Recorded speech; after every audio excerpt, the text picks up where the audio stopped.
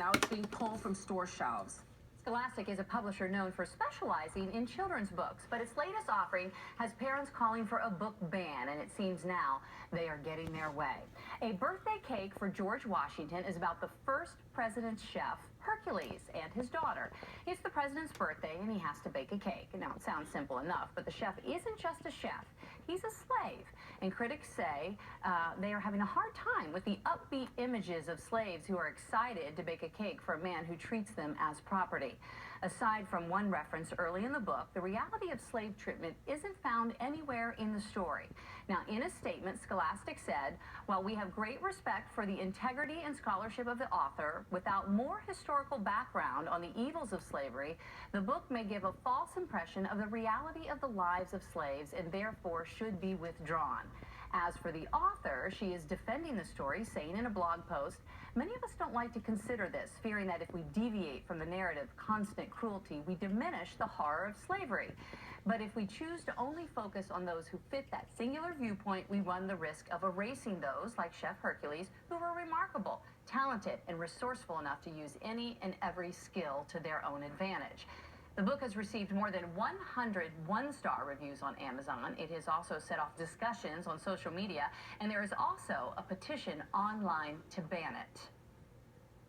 And I will address this because I reported this story earlier, and I in no way condoned this story. I don't condone, obviously, slavery, and I think they should have pulled the book. And when I was talking about, I understood where the author was coming from in the fact that there were some congenial relationships, and I said relationships where a slave loved their master, but those were the minority, and that is not the story we want to tell, and that's unfair to tell that, especially to young kids when they're trying to understand such a horrible topic.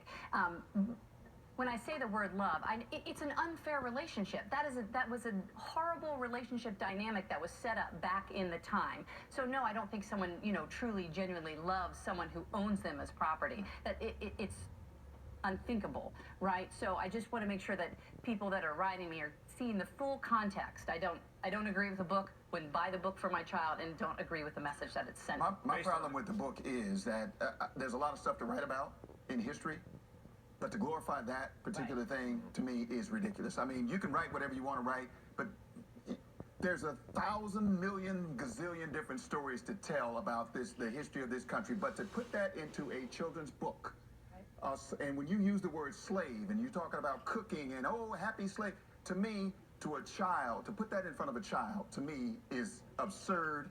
And I think it's silly, and I think she was irresponsible to put this out there. Well, I think Scholastic was irresponsible in promoting the book, which they're now taking away from. And just to put it out there, because I know that people are probably wondering, but the book's illustrator is African-American. The book's author is of mixed African-American and Persian ancestry. And she has actually also written other award-winning books. And apparently felt this was a story that they felt should be told. Yeah. Scholastic picked it up, now they're dropping it, and the book, nobody apparently is buying it because it's like 13,000th on the best-selling list right now. This is, I just think the author's response, I think she could have found a different way to say what she said, because I want to understand, but it's almost like you're also making light of the very cruel conditions that all these slaves were under. And I don't know, but I agree with you, Wisdom. Why of all the things to write about this? And are we supposed to be celebrating that, the slave is making a cake for George Washington, who owned him, he owned him, and we're supposed, the whole thing is just... I don't see the point of the book whatsoever, except to create a bigger story of itself. That's it, yeah. There's absolutely no point. No, ma'am. Let's move on. No, ma'am. Still ahead on Good Day.